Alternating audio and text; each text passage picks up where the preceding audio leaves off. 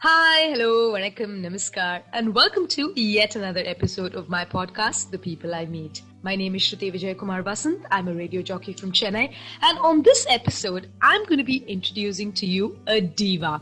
A diva in the truest sense of the word, somebody who I have been amazed by. The sort of effort that she puts into creating content is something that has floored me every single time.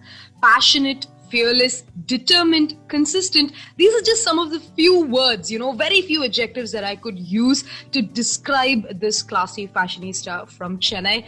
Our very own MissPinkshoes, a.k.a. Sushmita Agarwal, is going to be my guest today on the podcast, and it gives me so much happiness introducing her on this episode today. Hi Sushmita, how are you doing? I'm good. How are you? I'm doing fantastic. So thank you so much for agreeing to be a part of my podcast. I sort of wanted to have you as a guest on my podcast because I've told you this multiple times in the past whenever we've interacted, because I've looked up to you for your consistency, your hard work, and the fact that you've always been very true to yourself. Right from the beginning. From your journey, you've been very honest. You've said, these are the things that I want to portray on my blog, and this is what I will do. I will keep it real every single time. So was this something of a conscious decision right from the beginning when you started off in 2015?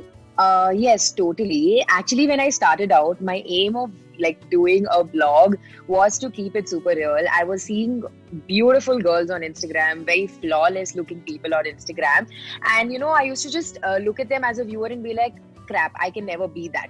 So, I would feel not so great about myself after looking at the kind of perfection that was there online. And I was like, we need more realness going on, and nothing against those girls. I think they're all doing a fantastic job, but I just felt like it was a little too curated. It was a little too planned and a little too edited and filtered. So my aim when I started out was to keep it real, because I felt like that was something that was really missing on the gram. And honestly, even when I started out, I didn't really understand how to completely be myself. It's after 5 years of being on social media is how I've understood how should I really, just forget about the whole norms and the rules and just be myself. I've learned to do that now over the last 2 years. Right. And I've seen that transformation, because I think from the time, when you launched in 2015 to sort of tracing your journey over the last couple of years, I have noticed a incredible transformation, not just in the way you carry yourself, because a confidence is something that you've always worn like your second skin right from right from the launch of your YouTube channel, to your Instagram, to your blog, and all the newspaper articles that came out about you very consciously spoke about how you were creating a body positive image, right? And like you rightly said, we live in a world of filters today, and as much as we love those filters, and as much as we believe that is a fun element, right? Because we all look towards Instagram, we all look towards social media as an escape from reality for just a little bit, right? And there's nothing wrong with that, like you rightly said. But I know that, in the beginning, especially in a city like Chennai, you were one of those first bloggers who said, listen, I'm putting a lot of work into creating this content. I need to be paid. This is not something that you take for granted.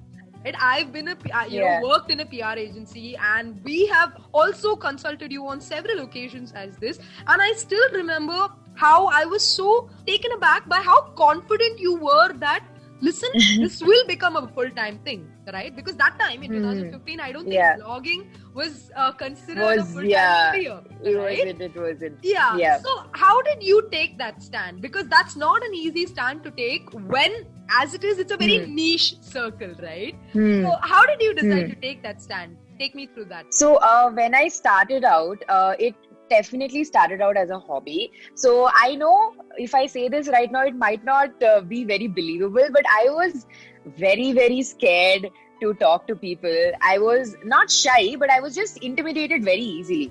Okay. So I was super nervous to put myself out there. So when I started in 2015, I actually wanted to start back in 2014 itself. Like, it took me a year to gather the courage and the confidence to actually put myself out there because I was very scared.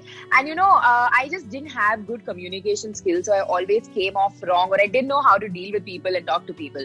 So when I started out, I felt like I was doing something just for myself, for me, by me, everything. So it started out as a hobby for something that was missing in me. I felt like, my purpose in life was missing, and I don't know, it just started out not so seriously in the terms of, making it my full-time career. Right. But when I started it and when I started working, I loved every aspect of it so much, right? From creating the content to being in front of the camera to doing all of the behind the scenes as well, because I shoot my content, like 90% of the content, 95% of my content is shot by me. Everything is edited by me. Everything do by myself.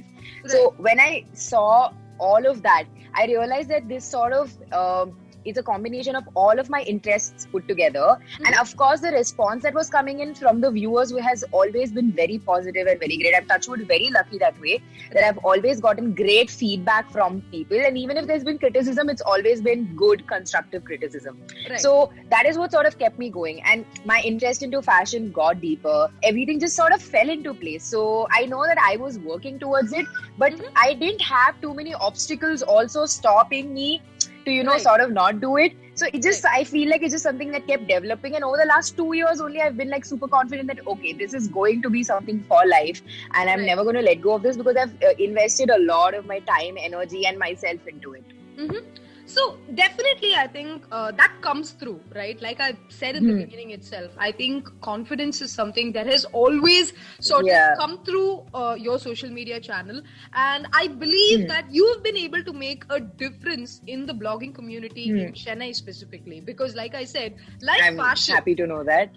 Like fashion, I think everything comes to Chennai a tad bit later, right? 2 years later is when things start sort of picking up in Chennai. So that way, I think you definitely are one of those niche bloggers who have created this whole, community of sorts for the bloggers in Chennai. And that is the fashion aspect of it. But getting back to the person that Sushmita is, right? Because I know that it wasn't easy for you when you started off, because like you said, you were intimidated. Though it doesn't come off, though I don't think a lot of people know that about you as a person. Yeah. I think everybody automatically just assumes your social media persona is what you've always been. But only we know that we go through this transition, we go through this transformation to become who we are, right? When you talk about criticism, right, you said that a lot of criticism that you received was constructive. But I know, being on Instagram, I know that with the security of being behind the screen, a lot of people say nasty things, right? And I know you've given it...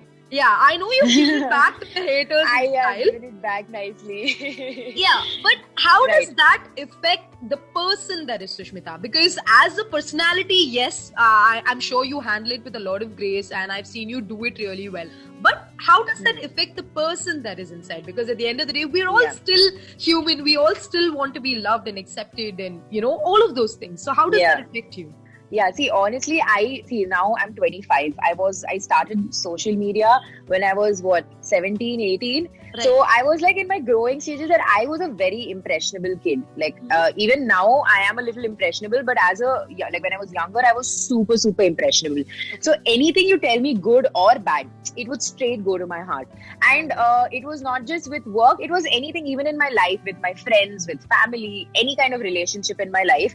I would just everything would straight go to my heart. So at the beginning, it would affect me a lot. Like I would actually cry about it. Like if I would get one negative comment, I still remember the day I started out, the very day when I launched my Facebook page. Like at that point, Facebook was the thing. Right. So I started out first on Facebook and then on Instagram. And I remember getting this comment from a far away, like a distant relative, that what is this nonsense?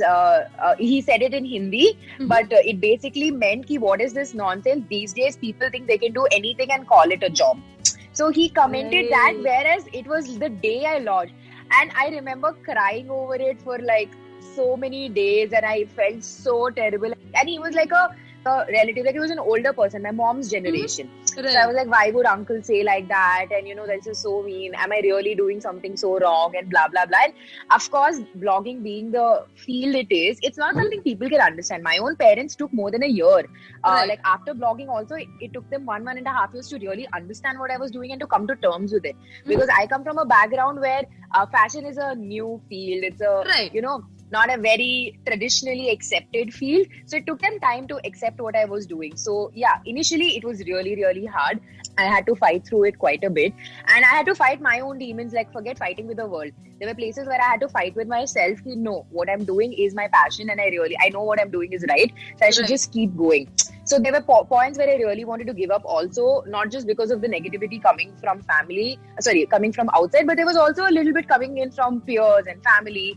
And I went through a lot of, verbal bullying in college where people made fun of my pictures, they made fun of what I was posting and the way I, basically doing what I was doing. So there was that sort of thing coming directly also from people. And it was not just, people behind screens doing it. There were people doing it to me on my face. So there were a lot of times where I wanted to give up, where, I just feel like, dude, where is this even going? Should I even be doing this? But then there was this point where I studied in NIFT. So I finished my undergrad in MOP and then I did a diploma in NIFT. And NIFT is what changed everything for me. Going there, I was in an environment which was very me. I felt like before that, wherever I went, I didn't belong to any of those places. I never felt like a part of my school or a part of my college. But when I went to NIFT, I can call NIFT mine because I felt so accepted and I felt so loved and I felt so appreciated also for the work I was doing, because I started my career before people even knew what a career meant. I started working when I was 17, 18. So that was very early. And still I would look at people having a social life, going out with their friends. I gave up on all of that to have a career. Like I know I would stay back in college and sit and work, because if I didn't finish my work, I couldn't come back home and finish my blog work.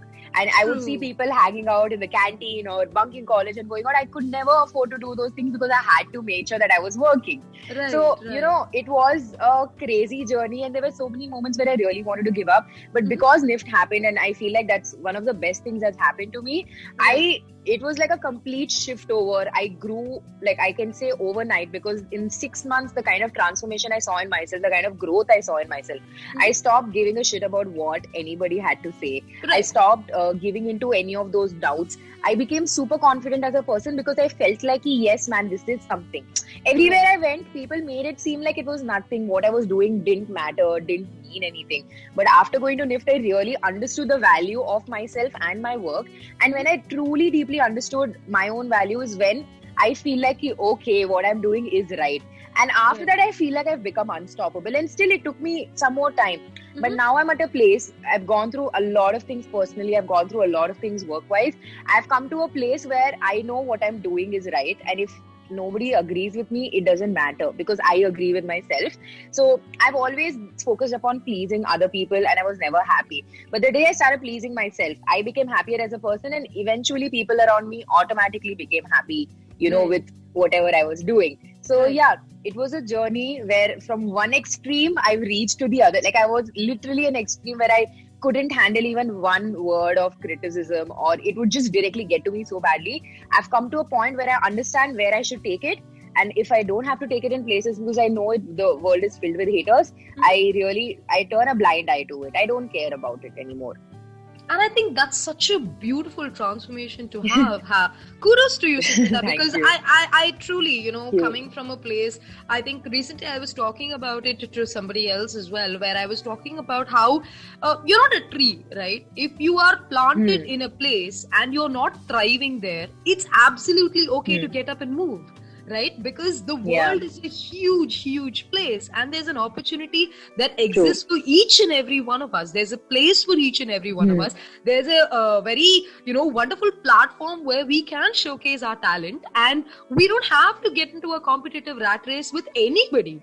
The only person that we need to satisfy, or the only person that we need to be in competition with, is ourselves. And if we are doing a good job at, evolving every single day, I think that's all that matters.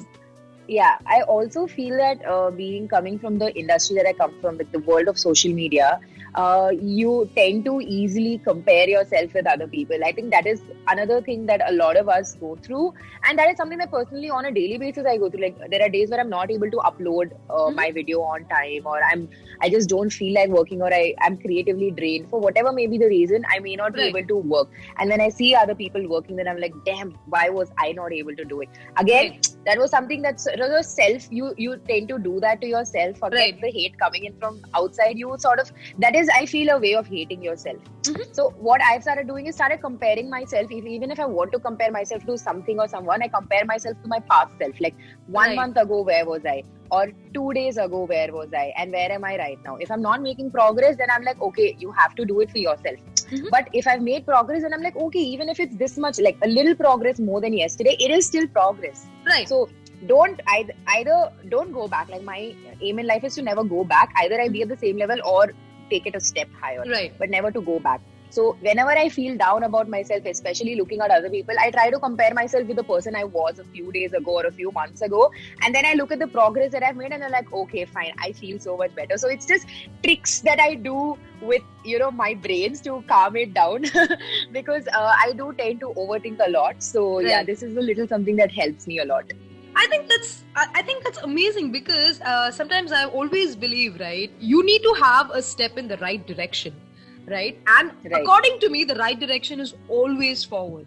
Of course, yes, we all make mistakes along the way. We all want to go back and correct those little things that we have regrets about. And we think, oh, if I had done it like this, it would have turned out so much better. Or what if I had done this and what if this was the end result, right? We all have those moments.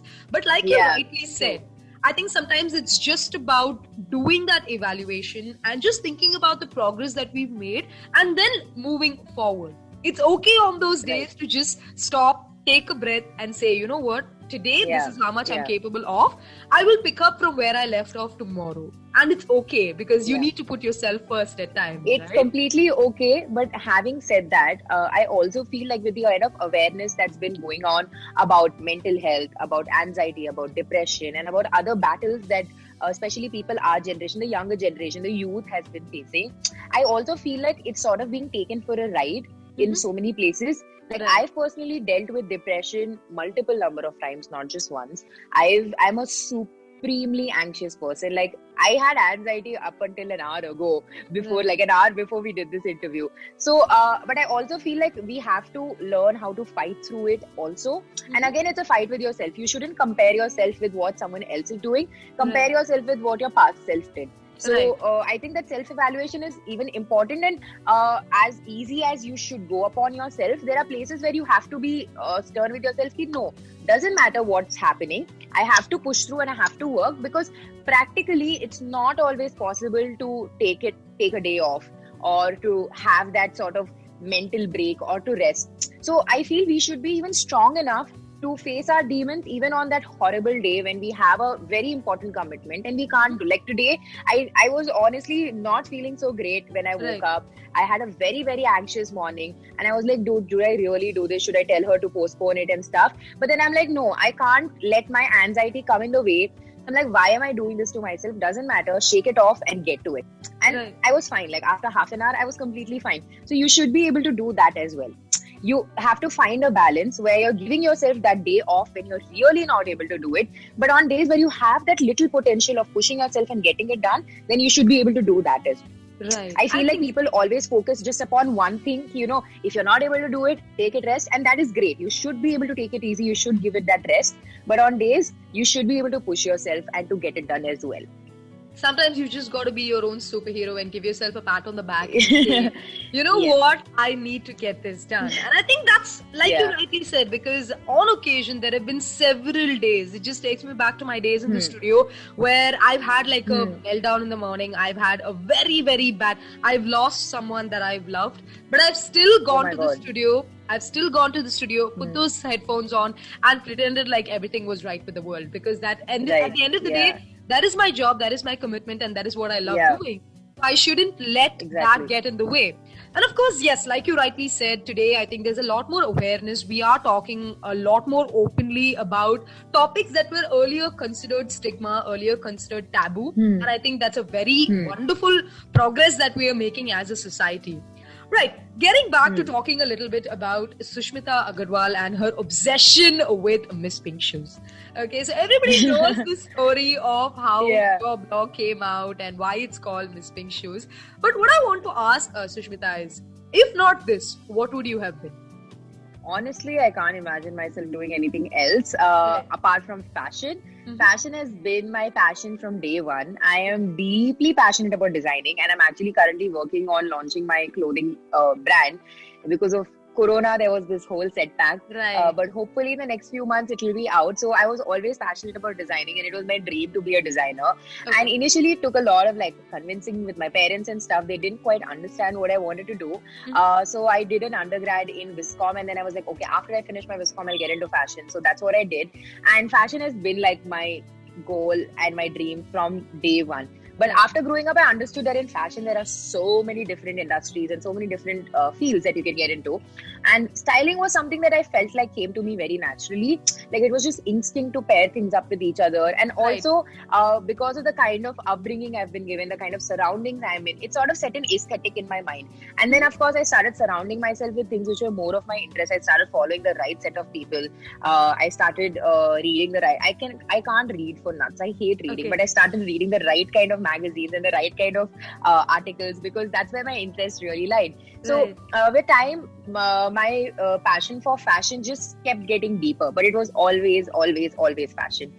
So with blogging, I got into styling. I started styling myself on a daily basis, and I also casually style people around me, but not too seriously. I always wanted to become a designer, so that is right now in the making. Right. You've been very oriented to that one goal, and that's all you sort of work towards. And I think that's very commendable.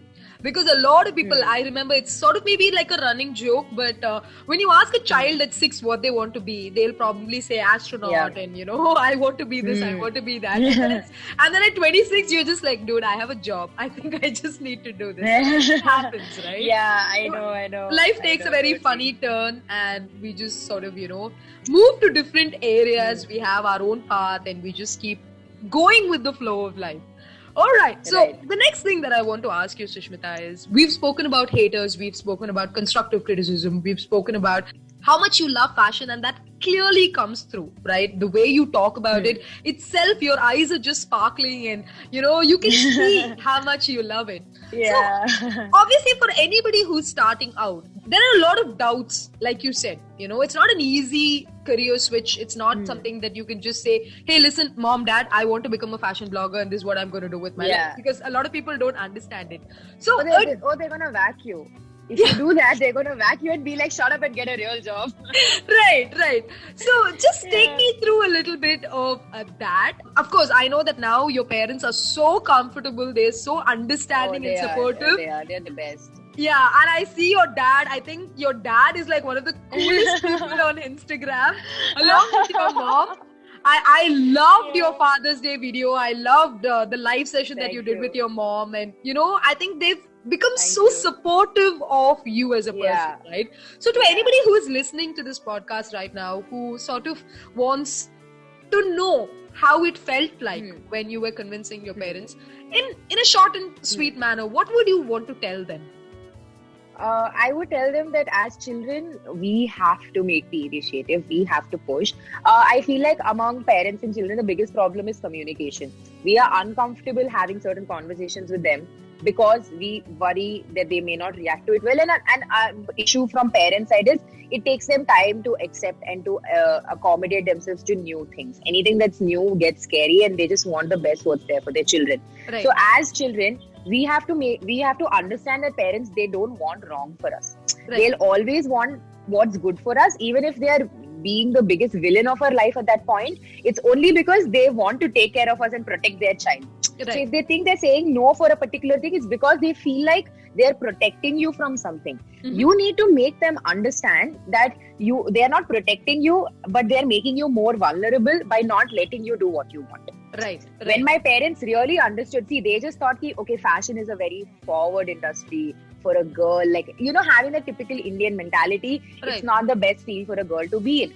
They felt like there'll be late nights and they'll be going out in not so socially acceptable clothing or socially acceptable timing. I first of all made them understand that it doesn't have to be socially acceptable. It has to be acceptable by my parents, which is you and me.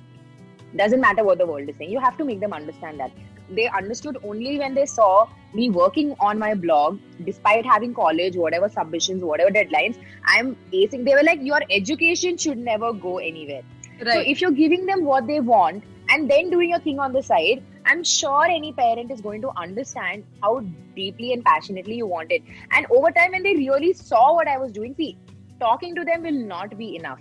You have to give them what they want, which is education. Like in my case, it was you go to college, have your attendance up, have your basic percentage up, then you do what you want, we don't care. So it was very, very, very hard to do that because I was figuring this whole thing out on my own. And I didn't really have as much support from my parents. They were just like, you do it. If at any point we don't like it, we're going to stop you. Right. So I was just making sure that I was always being in their good books, coming back home on time, never pushing past my curfew, not going out too much with my friends. So I have like permission to shoot. Right. Like I had to take permission to get out to shoot as well. Right. So from going through all of that, it was a journey. And I feel like as children, we are the ones who should really be patient, because once you reach a certain age, like your parents, they'll be 50, 55, it becomes difficult for them to change. It is a natural thing. You need to understand biologically, scientifically, in every way. It is very difficult for a human to change the way they think after they've reached a certain age. Like the older you are, the tougher it is, because you're used to believing a certain set of things. Right. So imagine your parent has to go against everything that they've been told. They have to go against everything that they believe in just to please you. You need to understand how hard that's going to be. So again, I'm not trying to pressurize any child out there, but I feel like as like the youth has so much ego and so much of this thing ki, why can't they just understand that I want to do this? You have to make them understand. They can't understand. It is beyond their understanding level. That is why they're saying no to you. Right. So try and understand the reasons why they're saying no. First of all, like to put it in a nutshell, understand why they're saying no. Try to give them what they want and then do your thing on the side. Slowly and steadily bring it in. Anything that's going to be a drastic change is going to be hard on you also. Even you won't be able to take it. So do it, go slow, step by step, take it there. And I don't think there isn't anything that you can't tell your parent. You just have to sort of develop that relationship. 5 years ago, my dad and I barely even spoke to each other. Can you believe that? Like we didn't even exchange 5 good words with each other. And now he knows every single video that I'm planning. He knows where I'm going, who I'm meeting, who my friends are, about my breakups, about everything my dad knows, because of the kind of relationship we've built over the years. So I feel like that initiative has to come from the child's side, and they have to put, like, if my mom doesn't want to talk to me, I'm like, shut up and listen and take interest in my life. Right. I sit her down and I'm like, you have to take interest in my life. You have to talk to me. You have to give me that time. And that's when she understood the importance of spending time with a child and, and now she'll ask me every little thing about my life, and I'm so comfortable talking to her just like I am to any other friend. So I think it's something that we have to initiate as children. And dude, your parents are always going to be there for you. They are always and forever there for anything and everything that you want. And I think that's the biggest luxury we have as humans, that we always have this set of people who are looking down upon us, and always looking down as in like just looking at us and wanting the best for us, and they're ready to do anything, man. Like why wouldn't you want that? I think that's a very healthy way of communicating this to anybody who's listening out there, because I mean, just think about it. For example, when you're going to a bank and you're applying for a loan, they obviously want to see that you have the collateral to support. Like at the end of the day, you need to have the work to show that you're worthy of this, right? And I think somewhere along the line, you need to prove to yourself that you're capable of doing this at first, because everybody, all of us have dreams, all of us have ambitions, all of us want to reach for the stars. But are we putting in the work? I think that is something that we all have to ask ourselves. And I think a lot of research, a lot of hard work goes into creating the sort of things that we do. You can't just get up and say, okay, today I'm going to be a fashion blogger. Tomorrow I'm going to be an RJ. Tomorrow I'm going to, go to the moon. It doesn't work like that. We need to put in the work. I think that's a very beautiful way of communicating that to anybody who's listening. Thank you so much for that. And on that note, we come to the last part of my conversation. Like I promised you in the beginning, I told you today it is all going to be about Sushmita the person and not MissPinkshoes. Because your journey is out there. Everybody watches you and everybody knows the diva that you are. But I wanted to explore the facet of you that not a lot of people know.